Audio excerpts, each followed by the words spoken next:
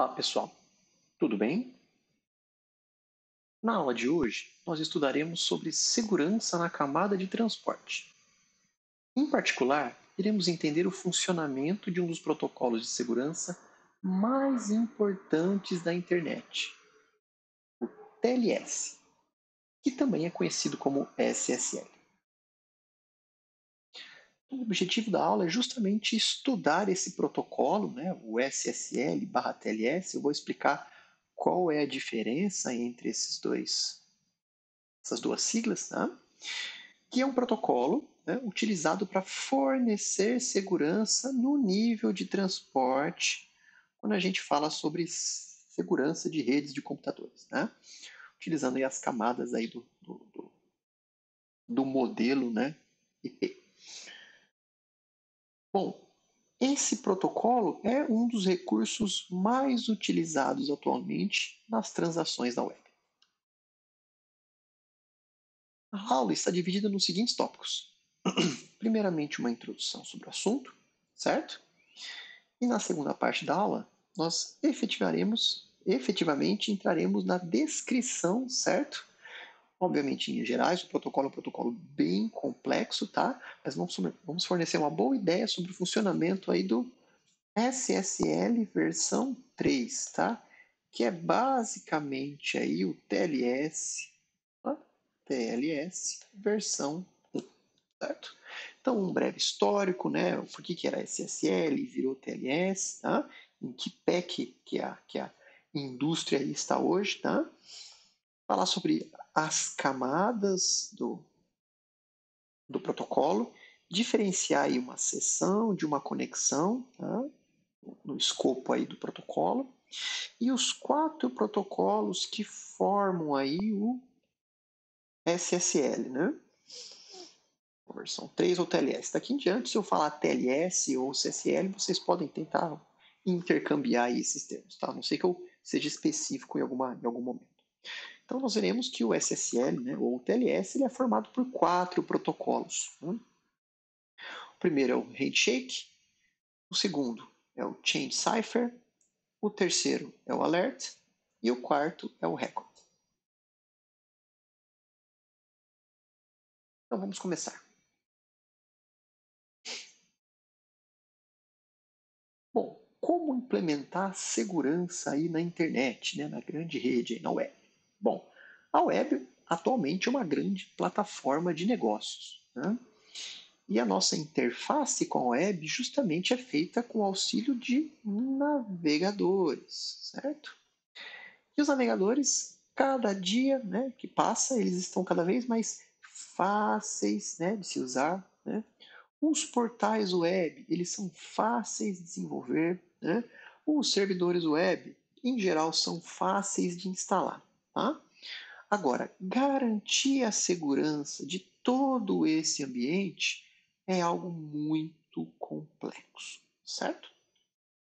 Por exemplo, um servidor web, caso ele seja explorado, poderia ser a porta de entrada para o restante da rede de uma determinada organização. Né?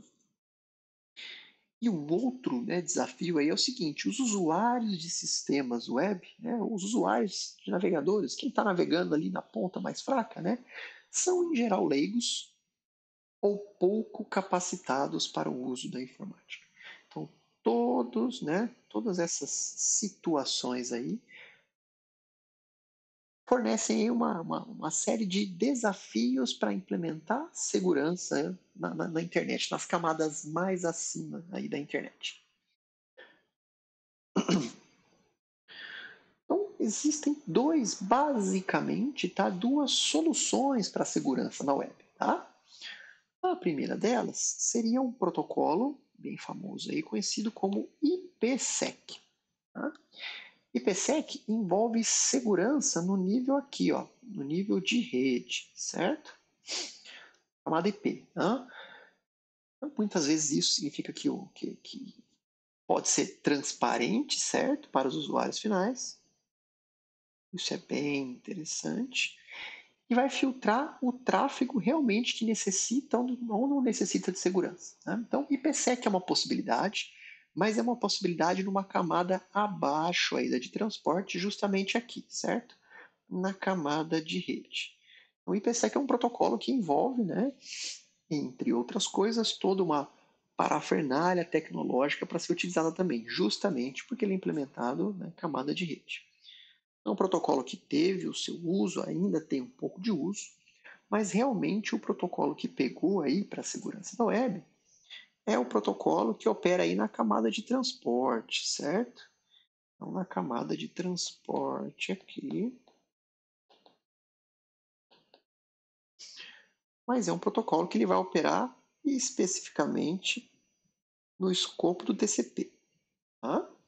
Então, a segurança na camada de transporte ela é interessante aí para a web porque ela continua com aquele paradigma da internet, que é tentar colocar a complexidade aí, né, das coisas nas pontas da rede. Né? Diferente aí do que poderia acontecer com o IPsec, que envolve segurança na camada de rede.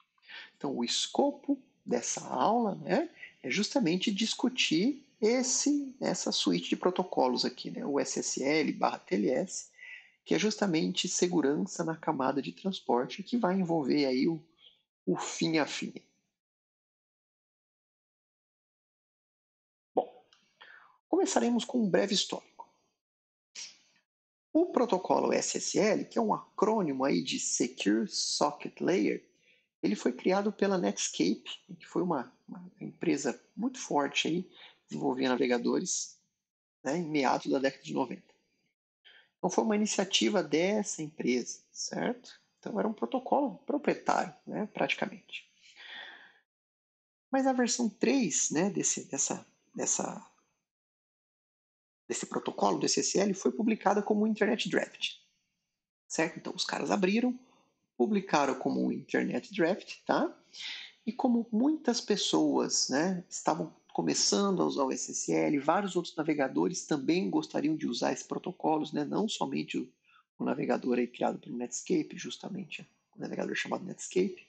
Então, o órgão aí que tenta padronizar as ações aí relacionadas, né, à internet, formou um grupo de trabalho, né, denominado TLS, seria aí o Transport Layer Security, que publicou a primeira versão do TLS, que basicamente, né, era um SSL aí que já existia, versão 3.1, com pouquíssimas modificações. Então a ideia desses caras era o seguinte: olha, vamos usar o bom trabalho que já existe da Netscape para realmente criar um padrão, certo? Porque as comunicações estão cada vez mais, né, precisando de requisitos de segurança. Né? Existem muitos navegadores, muitos servidores web, enfim, as coisas estavam muito espalhadas e a ideia do ITF foi justamente tentar padronizar isso. Então, o nome aí, né, SSL, acabou sendo rebatizado para TLS, certo? Essa é a ideia. Então, ao longo da aula, quando eu for tentar ser específico uma versão ou outra, eu vou tentar falar SSL ou TLS, tá? Mas se eu estiver intercambiando os nomes, a gente pode pensar que é a mesma coisa, tá? Que é um protocolo, né, de segurança voltado aí para a camada de transporte. Mas é importante que vocês entendam aí por que existem diferenças entre o SSL e o TLS, tá? Hoje em dia, né, veremos aí que o TLS já está na versão 1.3, é um protocolo muito diferente, tá? Dos SSLs aí que existiam até a versão 3.1, tá? É algo muito diferente. Então evoluiu bastante. Legal. Então, o começo aí do TLS foi justamente com o trabalho da IETF para padronizar o SSL. Então, lá em 99, surgiu o TLS versão 1, certo? Que ele está especificado lá na RFC 2246, que é muito parecido com o SSL versão 3.1. Tá? basicamente o mesmo protocolo, tá? Bom, quase 10 anos depois, então muitas coisas aconteceram, né? A internet expandiu pra caramba, novos protocolos surgiram, né? Então, o grupo de trabalho aí, né, da IETF, quase 10 anos depois, lançou uma nova especificação, que é o TLS 1.2, certo? E quase também 10 anos depois, mais ou menos aí em 2018, né, que as últimas versões começaram a ficar redondinhas, o TLS versão 1.3 foi finalizado e está descrito nessa RFC aqui. Tá? Então, ler a RFC não é uma tarefa fácil, é uma leitura bem técnica, né? Mas muitas vezes ela não deixa alguns detalhes em aberto, que é para o sujeito implementar da forma que ele achar melhor. Mas a melhor maneira de entender, né, esses protocolos é justamente lendo essas RFCs. Né? São muito comuns aí na área de redes isso. Bom, então hoje, né, a internet deveria estar utilizando o TLS versão 1.3. Por exemplo, o seu sistema operacional, assim como o seu navegador, deveria ter suporte ao TLS versão 1.3. Assim como os servidores web dos sites que vocês estão acessando. Por exemplo, um site ali do Gmail, né, ou da Amazon, da Netshoes, enfim, deveria ter suporte ao TLS versão 1.3. Isso envolve uma implementação de um novo protocolo, não é nada trivial, então a gente espera que, ao longo dos anos que se seguem, esses servidores eles já estejam preparados, aí, assim como esses sistemas operacionais já estejam preparados para poder funcionar com 1.3. Eu vou deixar algumas questõezinhas sobre diferenças entre a última versão do TLS para versões anteriores lá para o nosso questionário, tá? Mas duas coisas foram bem interessantes aqui, que acabaram mudando, né, bastante aí o TLS 1.2 para o 1.3, tá? Então, o desempenho do handshake do 1.3, que nós vamos ver que é a primeira etapa aí, tá, do TLS, é bem melhor. Tá? Então, eles conseguiram diminuir o número de passos, né? E agora parâmetros enviados pelo servidor já podem estar cifrados, que era algo que não acontecia no 1.2. Então, eles conseguiram um grande ganho de desempenho no handshake, certo? E várias funções inseguras foram removidas do TLS.3. Por exemplo, MD5, SHA-1, DES, Triple DES, esses caras não aparecem mais no 1.3. Então, isso é uma forma da própria comunidade aí entender que essas funções não deveriam ser mais utilizadas. Né? E justamente foram coisas que nós discutimos ao longo do curso. Né? E uma outra coisa que não necessariamente é insegura, tá? Mas, né, enfim, a IETF resolveu remover, foi justamente o RSA Key Transport, que é aquela história de modelo híbrido que eu discuti com vocês ali nas aulas anteriores. Ou seja, utilizar o algoritmo RSA, tá? Especificamente o RSA. Então, utilizar o RSA para trocar, né? Por exemplo, uma chave pública K, perdão, uma chave de um algoritmo simétrico K. Então, eu fazia isso aqui, né? Cifrar, né? A chavezinha K do algoritmo simétrico usando a chave pública lá do destino, né? Que é aquela história do modelo híbrido que nós falamos, usando o RSA, né? Isso foi removido do TLS 1.3. Tá? E o grande argumento para isso sair foi que as implementações do RSA elas eram muito problemáticas. Tá? Então, muito problemática. Então, às vezes, muitas pessoas resolviam implementar o seu RSA do zero, não tomavam cuidado com a geração de primos, né? Corretos, enfim. a implementação do RSA sempre foi uma dor de cabeça para a comunidade de segurança, e aí o IETF resolveu retirar essa possibilidade aqui. Um outro algoritmo que entra aí, né, para fazer esse transporte, né, não seria mais o RSA, mas um possível aí seria o ECC. Seria um algoritmo também de chave pública, né, mas baseado em um outro problema matemático de difícil solução aí, que é o logaritmo discreto, tá? Então, um algoritmo que trabalha com curvas algébricas. Não quer dizer que a gente está excluindo o RSA da jogada, não, tá? Certificados assinados com RSA ainda estão dentro do escopo do TLS 1.3, tá? Mas essa, né, a remoção dessa função aqui no TLS 1.3 foi por um lado, um golpe muito pesado no RSA, mas será algo que a comunidade sentiu necessidade devido às inúmeras, né, implementações problemáticas encontradas aí com relação ao RSA.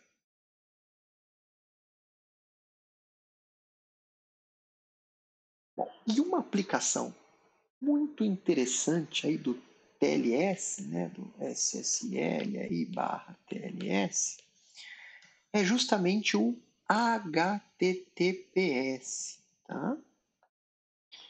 Que significa HTTP over SSL, que é uma combinação aí de HTTP e SSL para prover comunicações seguras entre navegadores e servidores, né? Servidores web, né? Que é o que mais se aproxima do que nós fazemos com o nosso cotidiano, como nós fazemos quase todo dia aí, né? Então, para saber se, né, o seu, né, se a comunicação entre, né, o seu navegador e um determinado servidor, ela está ou não está sendo utilizado aí o SSL, basta verificar se a URL está iniciada como HTTPS, ao invés de HTTP, tá? Então, HTTPS envolve aí o uso do SSL TLS. Então, enquanto no HTTP, utilizado comumente aí, né, a porta 80, né, a porta aí de destino, o HTTPS costuma utilizar aí a porta 443, tá? Então, a aplicação muito próxima do nosso cotidiano é justamente o HTTPS. Obviamente que eu poderia, como o TLS aí é um protocolo que ele atua aí logo abaixo da camada de aplicação, a gente poderia ter outras aplicações, né, outros protocolos diferentes do HTTP utilizando o TLS.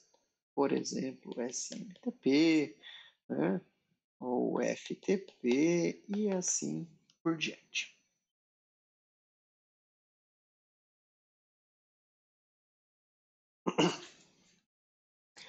Legal.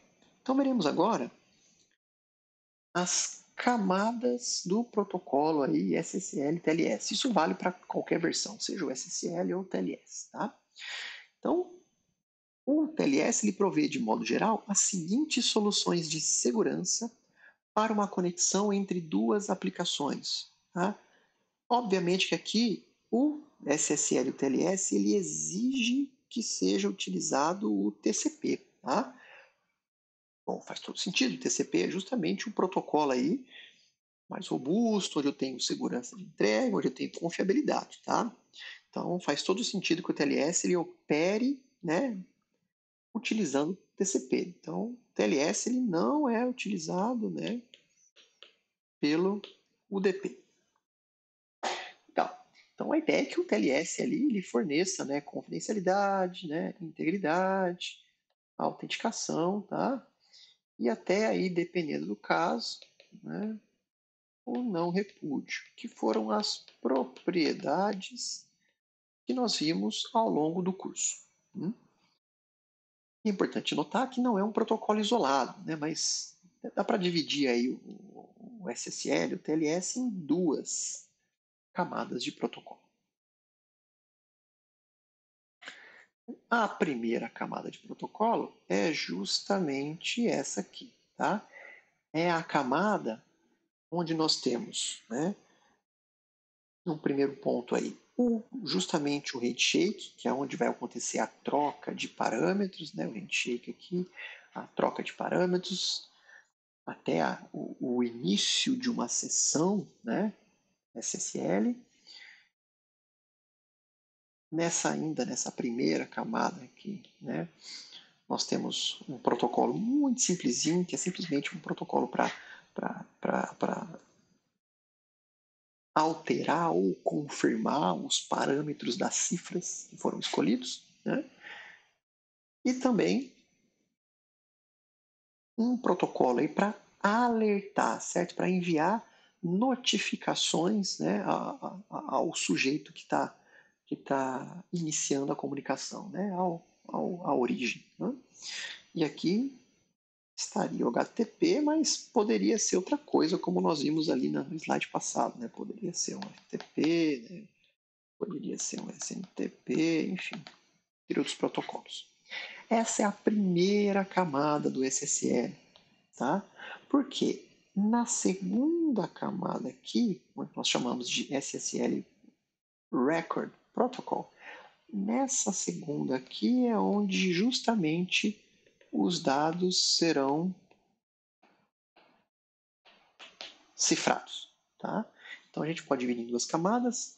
Uma primeira camada aqui, né? Essa primeira camada aqui é justamente uma camada para estabelecimento de conexão, né? Notificações.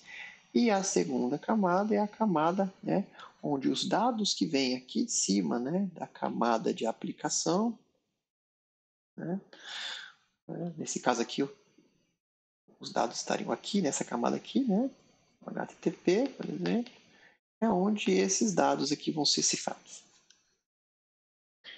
Então, basicamente isso. Né? E aí eu vou seguir o fluxo de explicação dessas camadas, né, desses protocolos, justamente nessa linha. Então, eu vou explicar primeiro protocolo handshake, que é o mais complicado, depois esse e esse, que são bem simplesinhos, depois dá uma ideia de como é que a cifragem aí acontece.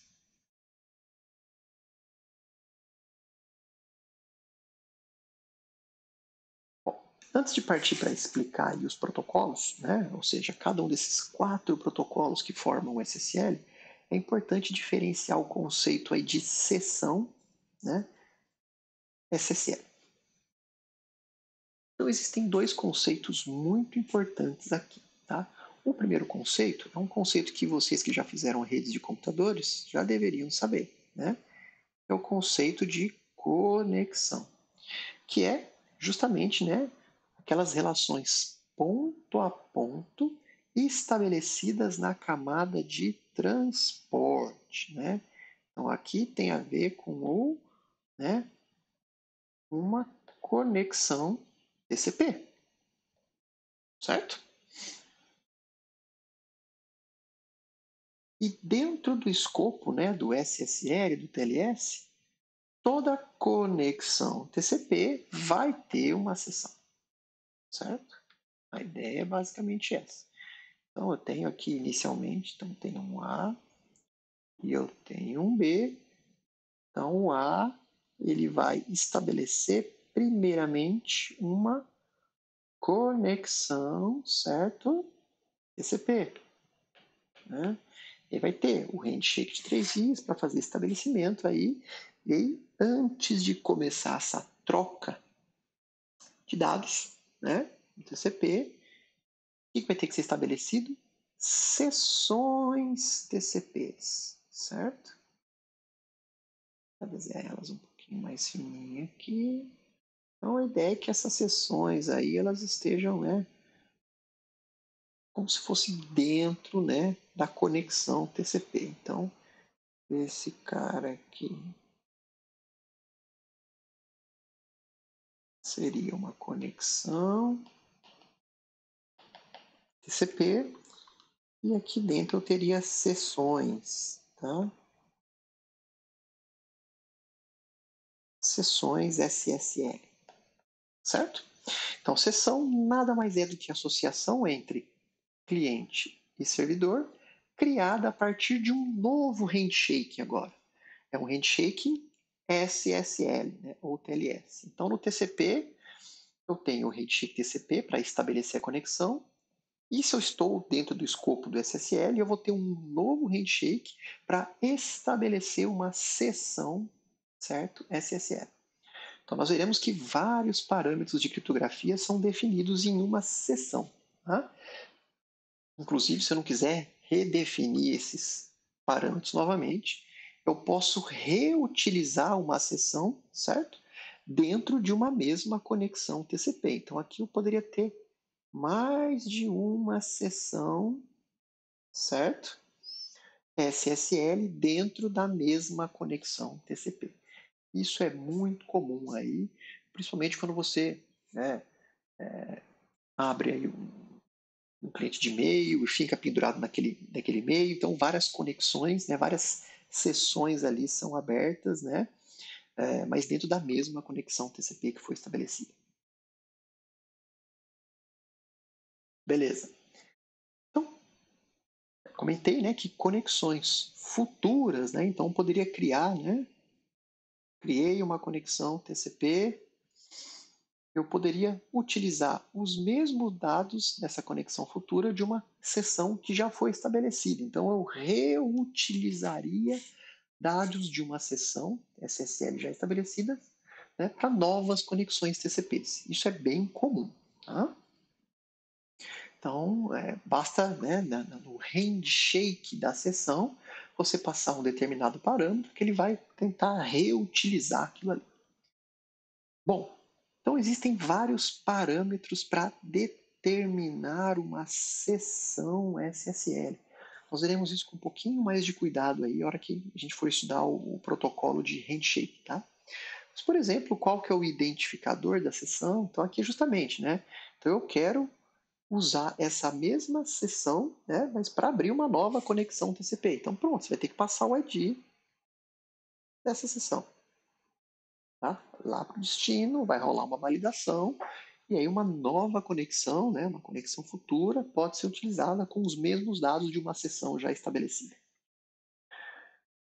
Uma outra coisa que é trocada durante uma sessão, né, SSL, no estabelecimento de uma sessão SSL, é o certificado aí do par ou de uma das partes, né?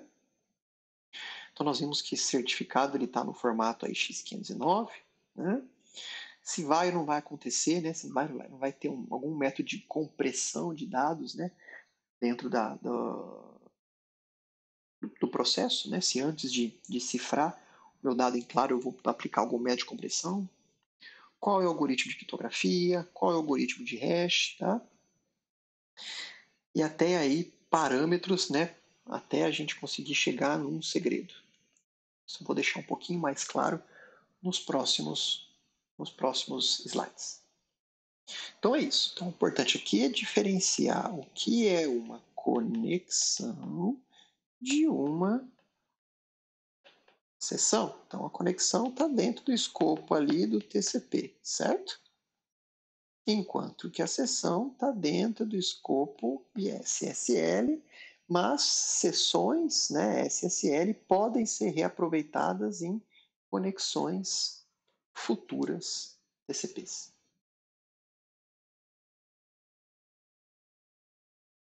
Beleza. Então, aqui nós vamos entrar justamente, né, na compreensão, né, do SSL. Tá? Eu vou usar a anotação ali do livro, certo? Onde está a explicação um pouquinho melhor no livro de Stalins, certo? Então, o Stalins ele explica direitinho aí o funcionamento do SSL versão 3, que se assemelha bastante aí à padronização TLS. Em particular, é muito, muito parecido com a TLS versão 1, certo? Então, já entendendo esse processo aí, vai ficar, por exemplo, mais fácil entender como é que funciona o TLS 1.2, que é uma série de modificações aí que foram feitas do 1, né, para o 2. Então, a ideia é a gente partir de um base aí, que seria o TLS versão 1, né, que é basicamente o SSL versão 3, né, E aí vocês conseguem depois estudar essas diferenças do 1 para o 2, do 2 para o 3 e assim por diante. Na verdade é do 1 ponto, né? 1.1 para o 1.2, né? Para o 1.3, né? Esse é o caminho aí, né? Beleza. Mas sempre deixando claro, né? Em termos de você implementar ou não, utilizar qual versão, né? Sempre que possível, né? O recomendado é usar o estado da arte, é usar o TLS versão 1.3. Tá? Obviamente que se você entende bem aí a primeira versão TLS, né? Você consegue entender bem o que está acontecendo no 1.3. Esse é o objetivo da aula. Então tá, então vamos começar aí pelo protocolo, né, pela primeira camada aqui do SSL, né, lembrando que essa é a camada 1 do SSL, né. Vamos começar pelo primeiro protocolo, que também é o mais complicadinho, tá? Que é justamente o protocolo de estabelecimento de handshake. Então, acabei de comentar, é a parte mais complexa do SSL. Por quê? Porque envolve uma série, tá, de mensagens trocadas entre o servidor e o cliente, né? E essa série de mensagens trocadas é justamente utilizada para autenticar, né, o servidor e o cliente, né, e trocar parâmetros de criptografia que vão poder ser utilizados para verificar, por exemplo, a integridade, né, ou a autenticidade ou não repúdio aí de mensagens. Né. Como o próprio nome diz, né, o handshake ele vai acontecer antes que qualquer dado da aplicação seja trocado entre cliente e servidor. Então, antes de qualquer dado trocado, o cliente e o servidor precisam, né, finalizar o handshake com sucesso. Né? Se não for finalizado com sucesso, né, um novo estabelecimento aí, né, de handshake que vai gerar uma sessão, né, SSL, tem que ser feito. E o handshake ele pode ser dividido em 4 fases, certo? E eu vou passar por cada uma delas. Começaremos com a fase 1. A fase 1, né? Nós temos o desenho aqui, é onde o cliente, certo? É onde o cliente aqui, ele envia uma mensagem aí, cliente hello, para o servidor. Tá? Então tá aqui, ele enviou um cliente hello. E o servidor, ele devolve, né? Ele responde esse cliente hello com um server hello. Ah, mas o que contém esse client hello e o que contém esse server hello? Então, no client hello, né, vai constar a versão do protocolo SSL, né, ou do TLS. Então, aqui é importante, né, porque se o cliente aqui ele escreve, por exemplo, TLS 1.1, né, o servidor, mesmo que ele tenha suporte a 1.3, ele vai ter que conversar numa versão, né, abaixo, né? Então, uma espécie de downgrade acontece. Então, tem a versão do protocolo TLS, vai ter aí um parâmetro chamado random, que é simplesmente um número aleatório, né? Junto de um timestamp, de um carimbo de tempo. O ID da sessão vai ser passado, então relembrando que esse ID ele pode ser utilizado para depois reutilizar parâmetros da sessão. Ah, eu gostaria de reusar os parâmetros da sessão 1. Né? Então facilita essa troca. Beleza. Uma coisa muito importante aqui é no client hello, onde os parâmetros de cifragem são apresentados para o servidor.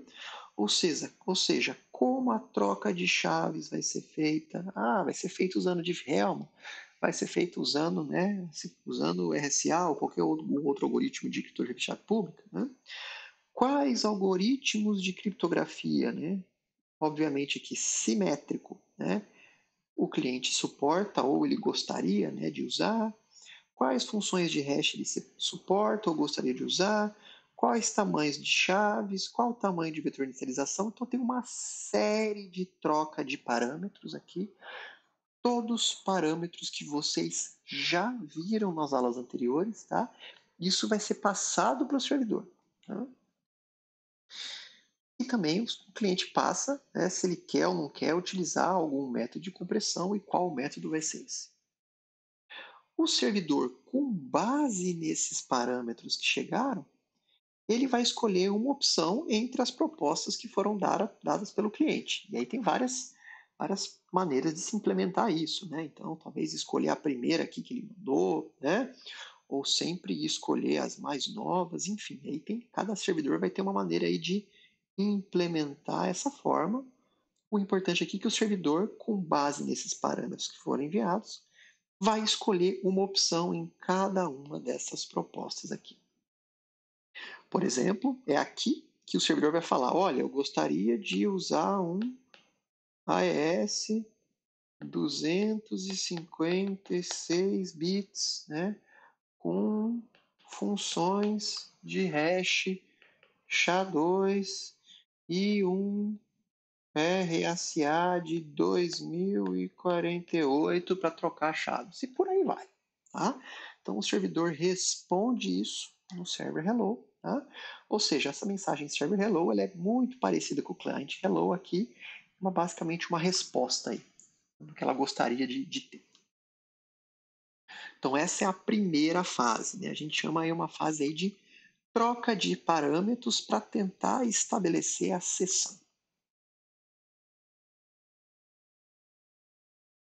Beleza. Então, isso é a fase 1.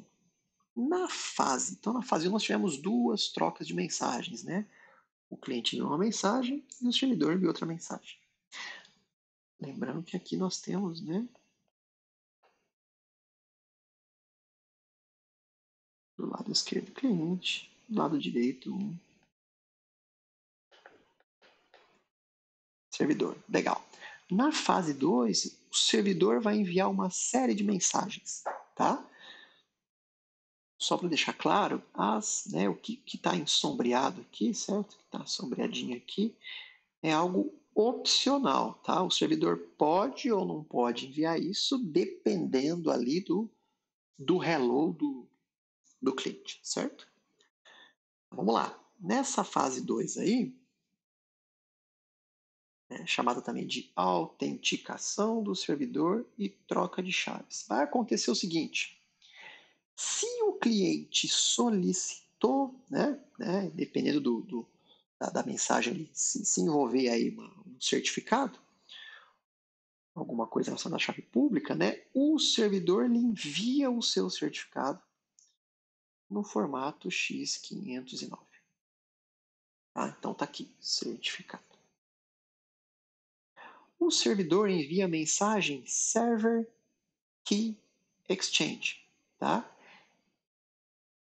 É uma mensagem associada a trocas de chave, né, de algoritmo simétrico, diferentes aí de protocolos como o RSA. Então, o Server Key Exchange, né, tem a ver, por exemplo, com o Diffhelm, tá? Que são protocolos próprios para trocar chaves. Tá?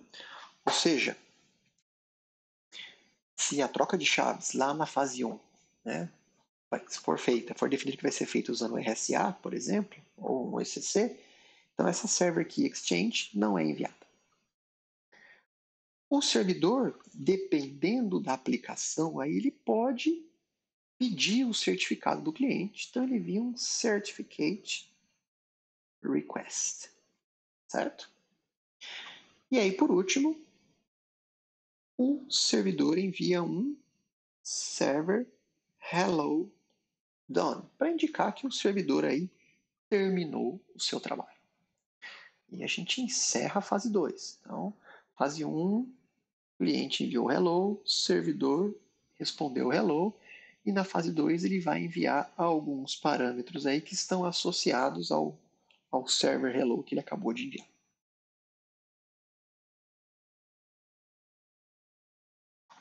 Beleza. Na fase 3, é a vez do cliente enviar informações aí para o servidor. Tá? Então, primeiro,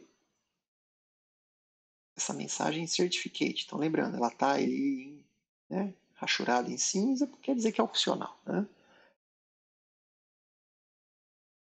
Bom, obviamente que antes da fase 3, né, da troca de mensagens enviar, o cliente tem que verificar se aquelas mensagens enviadas pelo servidor, né, estão dentro do esperado. Né? Caso positivo, ele prossegue com a fase 3. Então, se um servidor requisitou um certificado, ele é enviado essa mensagem aí, certificate, certo? E o cliente vai enviar o seu segredo, certo? Nessa função aqui, client key exchange. Tá? Eu já vou explicar o que acontece nessa funçãozinha aqui, número 1, né? Client Key Exchange. E o cliente, ele pode aí oferecer uma verificação explícita do seu certificado, né? Caso envolva aí, né, um envio de certificado através do Certificate Verify. Né? Então aqui ele envia o certificado e já pode enviar aí uma espécie de desafio que é para o sujeito lá do outro lado poder verificar se esse certificado realmente é do cliente. Tá? Então tem uma outra funçãozinha aí, a 2, que é o Certificate Verify, que eu vou falar sobre ela agora. Então vamos lá. O Client Key Exchange, tá? É aqui que as coisas começam a fazer muito sentido, depois que a gente entendeu somente os algoritmos, né? Ou seja, como é que é a implementação desses caras na prática. O que vai acontecer aqui?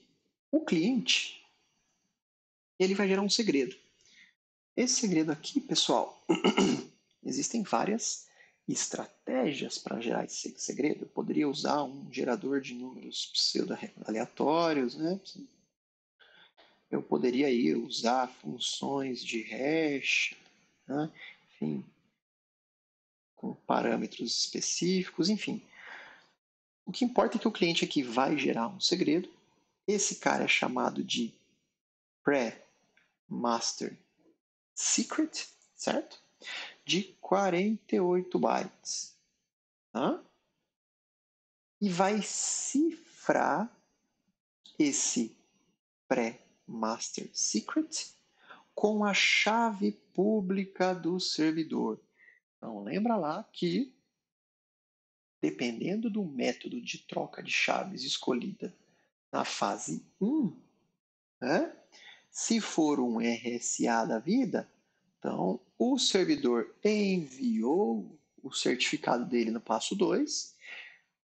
O cliente de posse dessa chave pública, por exemplo, se fosse uma chave RSA, ele poderia gerar esse segredo e cifrar esse segredo aqui, né, com a chave pública que acabou de chegar do servidor. Então a gente vai começar aí esse processo de geração de chaves do algoritmo simétrico. Importante, vocês vão ver que essa aqui ainda está longe de ser a chave secreta que vai entrar dos algoritmos simétricos. Mas a gente já vai chegar lá. Tá? Beleza.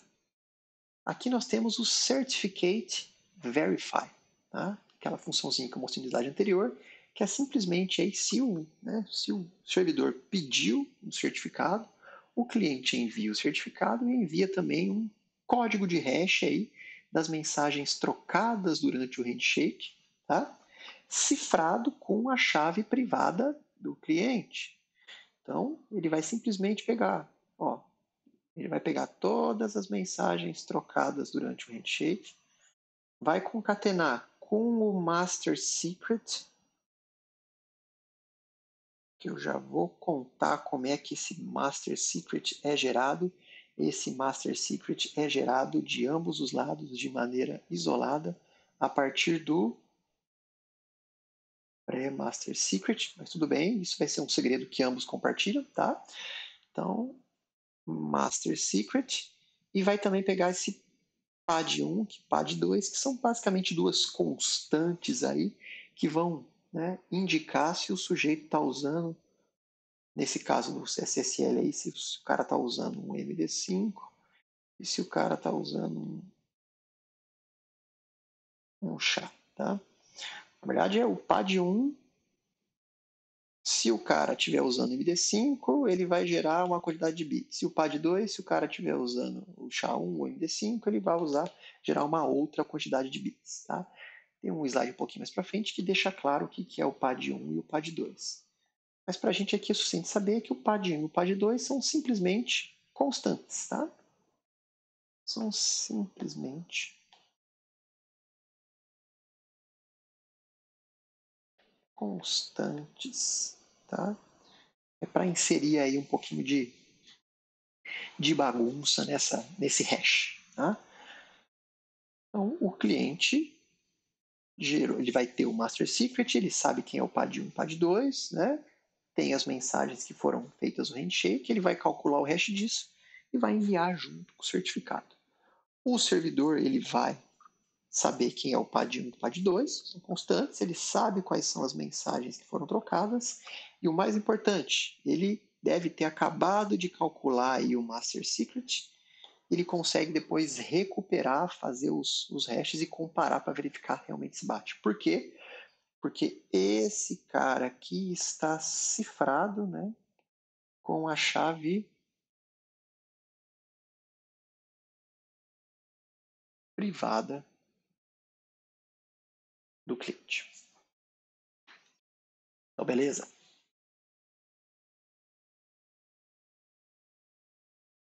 Eu omiti um passo importante da fase 3 que acontece aí, né, em loco no cliente, no servidor, que é justamente a geração desse master secret. Eu vou falar ela um pouquinho, daqui a pouquinho, tá? Só para a gente não perder o foco das 4 fases.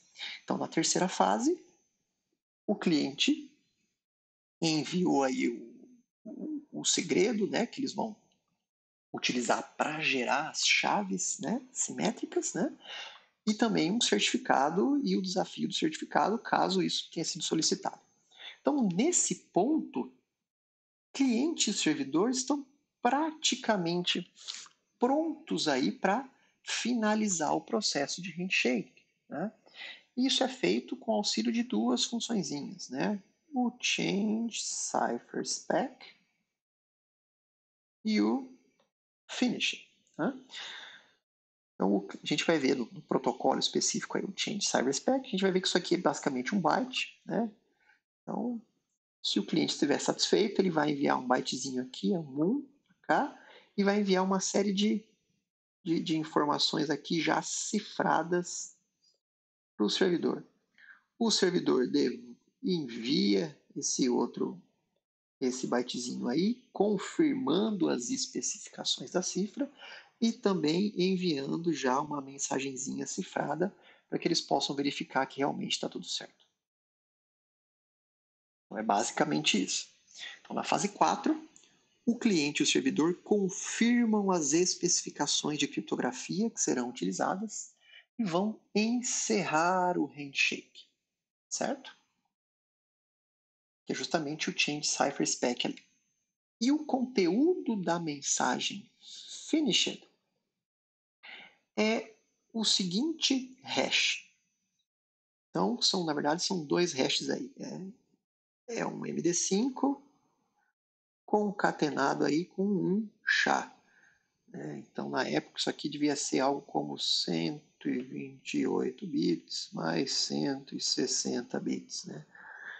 Seria algo como 268 bits. Né? Seria esse hash aqui, o hash 1 aqui e o hash 2 aqui.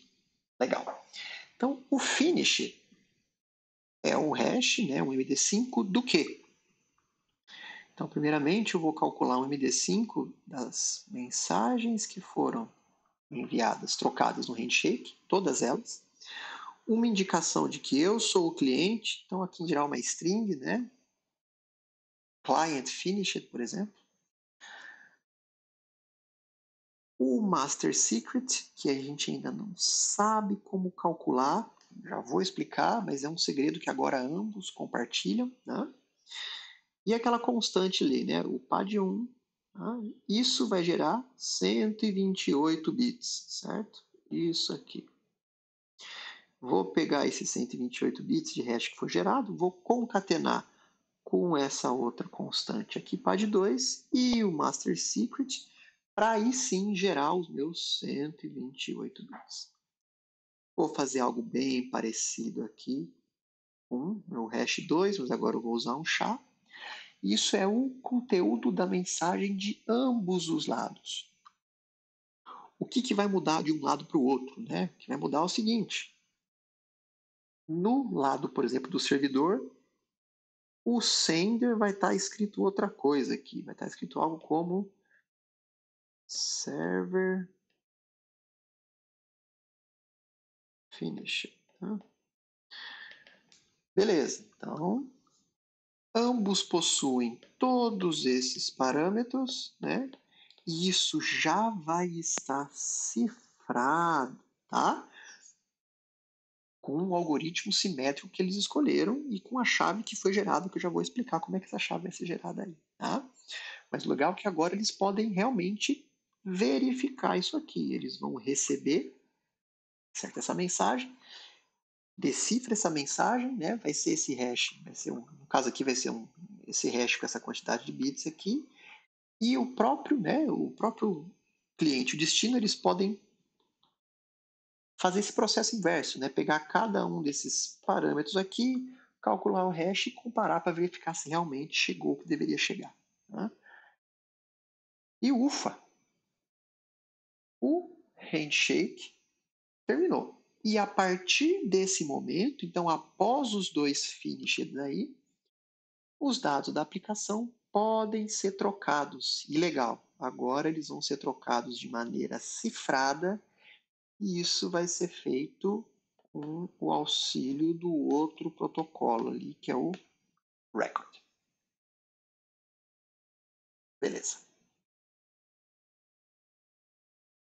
Bom, então a fase 4 é a primeira onde as mensagens são trafegadas cifradas. Então o finish é cifrado, certo? Então tá aí, o finish vai ser enviado cifrado, né, e autenticado. Né?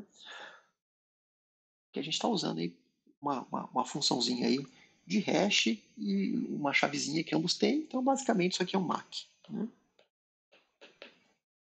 Beleza.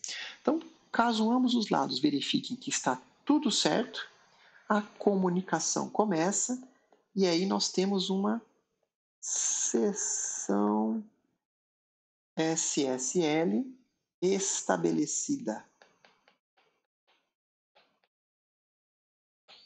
Vejam só, eu demorei por volta aí do, sei lá, talvez mais de 20 minutos ou quase meia hora para explicar essa primeira parte do protocolo e isso acontece em questões, né, de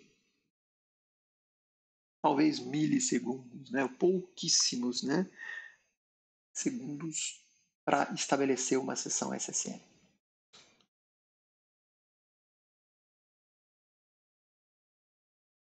Bom, antes de passar para os outros 3 protocolos que faltam, que são os mais simples aí, eu gostaria de contar para vocês como é que as chaves, né?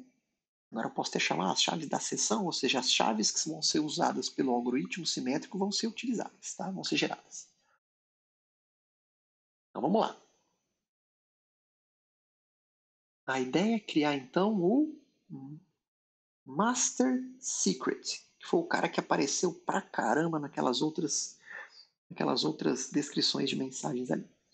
Então a gente viu que primeiro um pré-master secret foi trocado entre as partes, né? Então lembra, lá na fase 3, o cliente gerou um número aleatório de 48 bytes, cifrou com a chave pública do destino e enviou para o destino. Agora é o seguinte, ambos possuem o pré-master secret. Com base nesse pré-master secret, eles vão calcular ali, né, localmente, o master secret. Essa é a ideia. Então, vamos lá. Quem é o master secret? Então, o master secret vai ser aí, olha, uma sequência aí de Obviamente que é no caso dessa versão da SSL que a gente está vendo, tá? Nas outras versões, deve mudar esse algoritmo aqui, tá? Mas é algo bem parecido. Vamos lá. Então vai ser o quê? Eu vou calcular um hash aqui, esse outro hash aqui e esse outro hash aqui.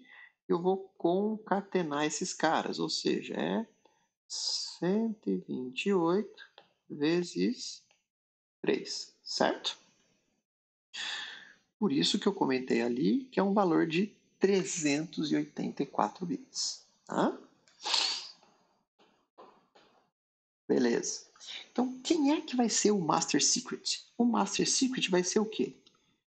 Vai ser o hash de... Então, tem um hash aqui mais interno, que é esse SHA. Eu vou calcular o SHA de quem?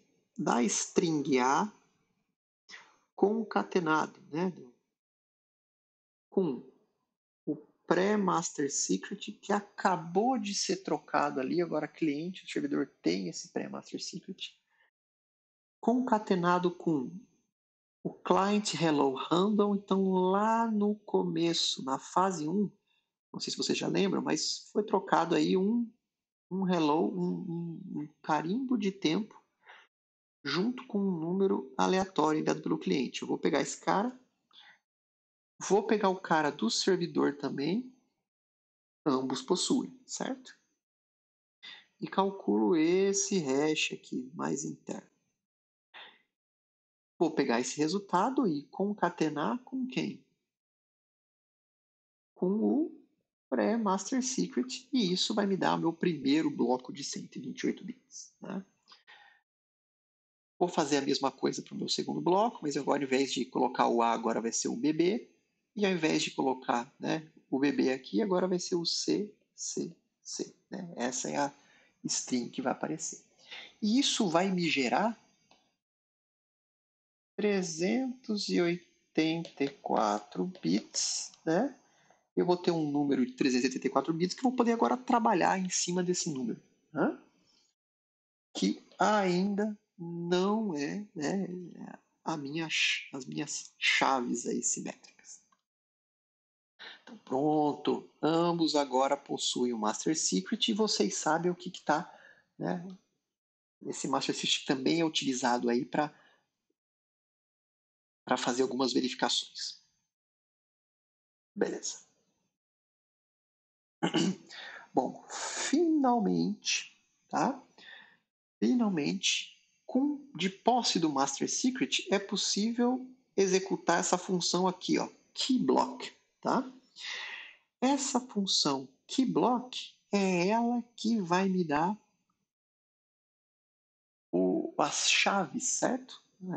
Os números que vão ser as chaves e as entradas dos meus algoritmos simétricos, tá?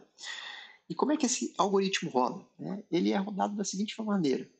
Então, em blocos aí de 128 bits, certo?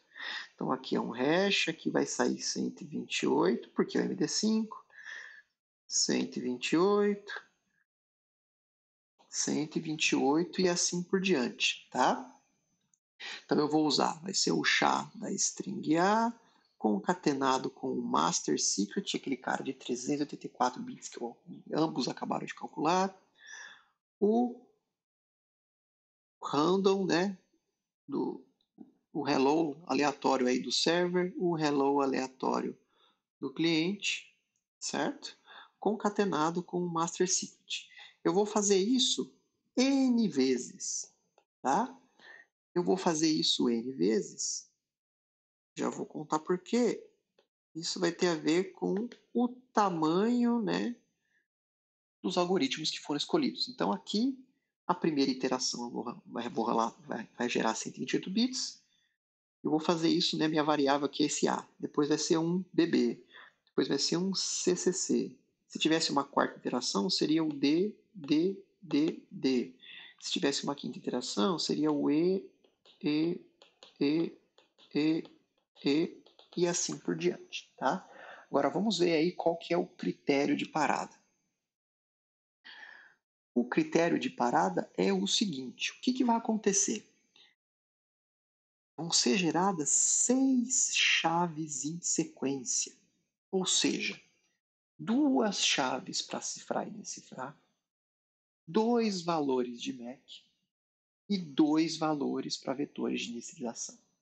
Então, naquele caso ali, suponha que lá na fase 1 do handshake foi definido que um AES 128 bits que vai ser executado.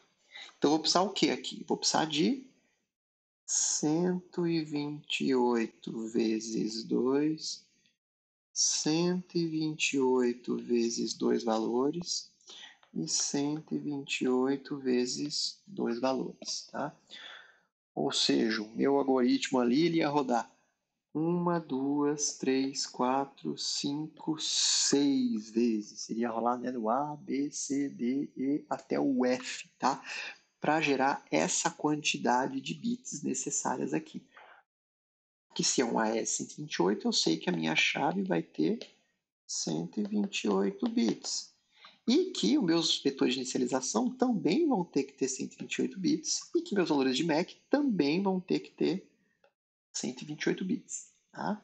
Então, esse key block aí vai ser executada em loop até atingir o tamanho necessário para as 6 chaves.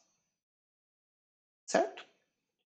Então, se fosse escolher definido um AES-256, esse algoritmo iria rodar mais vezes até chegar aí na quantidade, no tamanho necessário para justamente ter essas 6 chaves aí disponíveis. Tá? E aí tem uma coisa, uma redundância aí, né? São 2 chaves geradas, né, para cifrar e decifrar, 2 de MAC, 2 para vetores de inicialização. Mas, em geral, o protocolo ele utiliza somente uma delas. Né? Só vai utilizar uma dessas aqui. Isso aí, em geral, é feito para uma espécie de redundância aí do algoritmo. Então, pronto. É nessa função aqui, na keyBlock, certo? Depois que eu calculei o master secret, depois que o cliente gerou o pré-master secret e trocou, aí sim que eu vou ter, né, a minha chave do algoritmo simétrico. E ambos vão ter isso, né, vão fazer isso localmente ali, tá? Não vai rolar nenhuma troca aí dessas chaves, né? Isso é feito lá no cliente, isso é feito no servidor. Então, se todos os parâmetros estiverem iguais, esse key block aqui vai gerar o mesmo valor. Tá? Essa é a ideia. Ufa, legal. Então vencemos o handshake, tá? Que era a parte mais complicada do algoritmo. Conselho que vocês deem depois de novo uma revisada, verifiquem se não ficou nenhuma coisa meio que obscura, tá? Mas o handshake é onde justamente o cliente e o servidor vão poder, né, se alinhar para criar uma sessão handshake, uma sessão SSL. Legal. Esse protocolo aqui é simplesinho, a gente já viu, ele acontece ali, né? Essa função que vai ser invocada aqui, a change cipher spec, ela aparece lá na fase 4, tá? Então tá aí, ela aparece na fase 4, que é justamente aí para mudar ou para confirmar os parâmetros escolhidos aí de criptografia. É somente um byte com valor 1, né? Então, quando ou o cliente ou o destino receberem aí essa mensagenzinha com valor 1, né, o change cipher spec, o sistema ali vai colocar os parâmetros que estavam no estado pendente para atual e beleza, segue o jogo. É só uma verificação aí, né, uma mensagem para mudar ou para confirmar, né, os parâmetros de criptografia. Beleza. Ainda na camada 1 nós temos o alerta. Né? O alerta é utilizado para avisar o host, né, o cliente, de situações importantes. Por exemplo, olha, essa aqui não era a mensagem que eu estava esperando, ou esse MAC aqui foi incorreto, né? Ou teve uma falha no handshake. E por aí vai. E é um campo que ele tem 2 bytes. Né? Então, o primeiro tem a ver com advertência, né? Ele é mais é mais tranquilo, né? Ou seja, o certificado está revogado, estou avisando você, né? Esse certificado ele está expirado, que eu recebi. O emissor não vai mais enviar mensagens. Então é mais uma questão de notificação aqui, né?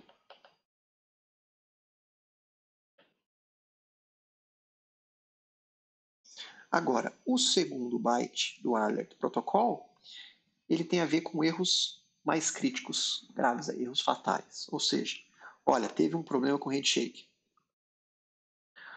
Ou esse MAC foi incorreto, tá? E por aí vai.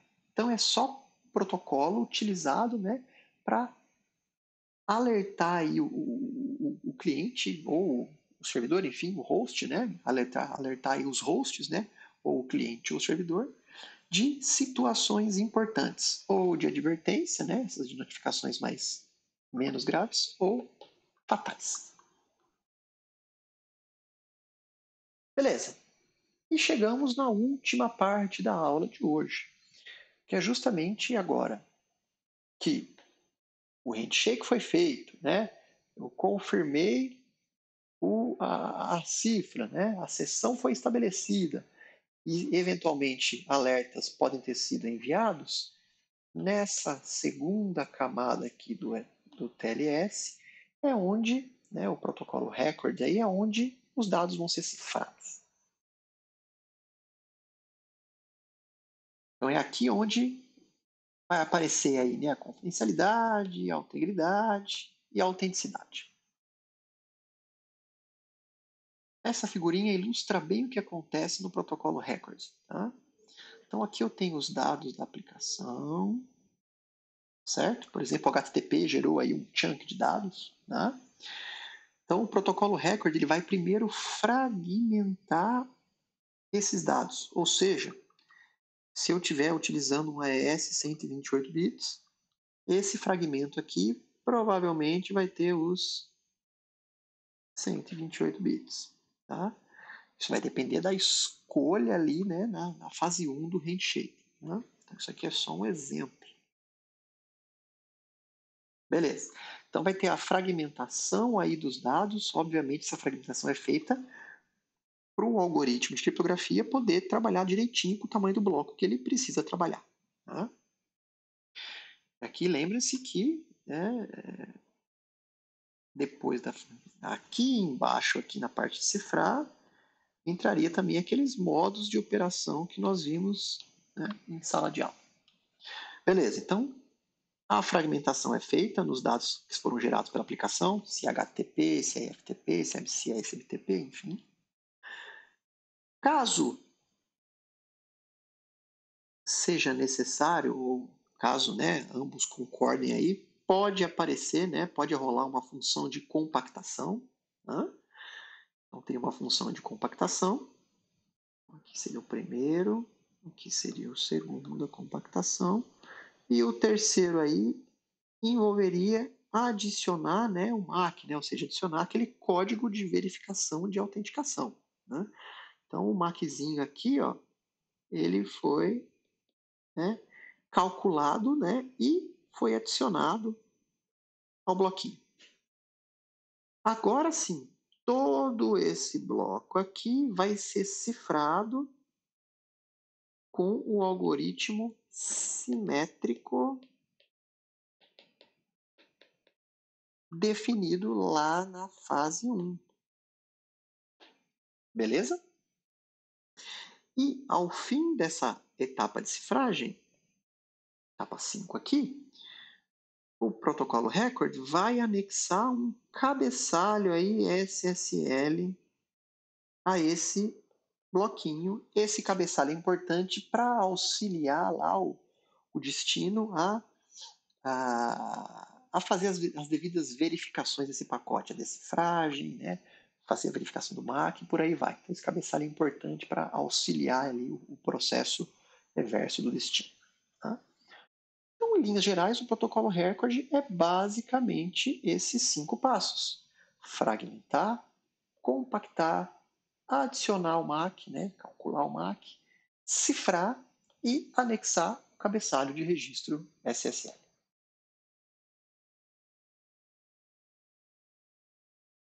Agora é interessante, né, até para entender o que acontece aí, como o MAC, né, ou seja, como o código, né, de autenticação aí, para que a gente consiga verificar se realmente a identidade, né, aquele emissor é válido, como é que esse cara é calculado. Tá? Então o SSL ele tem uma formulinha, né, tem uma formulinha para calcular esse MAC. Como é que funciona? Então vamos lá, então está aqui a anotação. Então vai ser calculado uma função, vai ser aplicado um hash em todo, né, esse conteúdo aqui, certo? Então vamos lá. Então primeiro, lembrando, esse aqui é o sinal de concatenação, né? E aí aparece esse MAC write secret. Quem seria esse cara? Esse cara, ele foi gerado lá pela função keyblock. É uma daquelas 6 chaves específicas para uso em MAC. Olha que bonitinho, as coisas começam a se encaixar, né? Então, ambos agora possuem esse MAC aí, eles calcularam, né, a função keyblock, uma daquelas 6 chaves é justamente a do MAC, né? Então, ela vai aparecer aqui no MAC, né? Preciso definir qual que é o hash, né? Naquela época era o MD5 ou o SHA-1, né? Hoje esses hashes deles são diferentes, né? Deve estar começando do SHA-2 ali, né? Então aqui o MD5 é o SHA-1 nesse caso, né? Olha lá o tal do PAD1 e o PAD2 que eu falei para vocês, né? Então o PAD1 vai ser esse, né? Vai ser esse byte aqui, né? 36, ou seja, o 0011010, repetido 48 vezes se a função for o MD5. Agora, se for a função SHA-1, esse cara vai ser repetido 40 vezes. É basicamente isso. Tá? Então, por isso que eu falei que eram duas constantes aí, né? PAD2, parecido, né? Agora é um outro byte. Beleza. Tem o número de sequência dessa mensagem aí, né?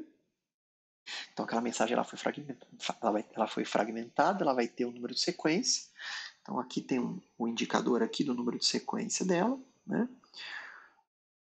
Vai ter um tipo, um tamanho e o fragmento, né? Isso aqui é o seguinte, o tipo é o protocolo de nível mais alto usado para processar esse fragmento. Por exemplo, comumente é o HTTP, o protocolo. Então vai ser uma string que vai ser um conjunto de bytes aí que vai indicar que é o HTTP. Mas poderia ser o SMTP, poderia ser o FTP e por aí vai.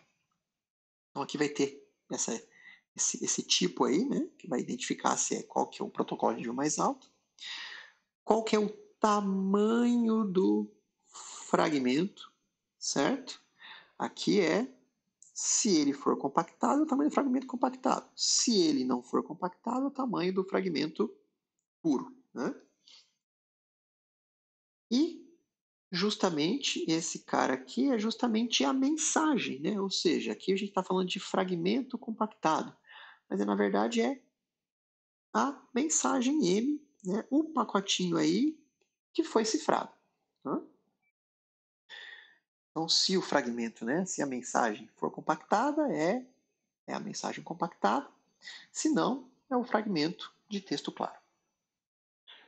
Tudo isso entra nessa formulazinha aqui, tá? E é possível que ambos consigam verificar depois esse MAC.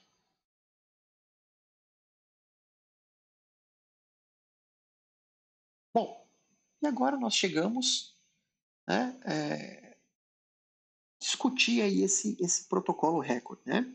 Então a última etapa do protocolo ele envolve anexar, certo? Um cabeçalho com diferentes campos. Então eu vou anexar um cabeçalhozinho ali, que é o tipo de conteúdo. Acabei de comentar, isso também aparece ali dentro do cálculo do MAC, né? Então, na última etapa, lá naquele anexar esse cabeçalho aqui, o que vai conter esse cabeçalho, né?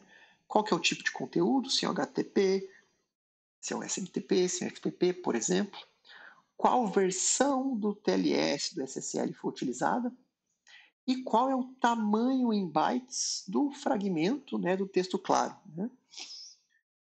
E essas informações aqui, pessoal, junto com esse MAC Write Secret, né, que foi o segredinho, é a chave, né, que foi calculada de ambos os lados com o auxílio da função keyblock, com essas informações aqui, mais essa aqui,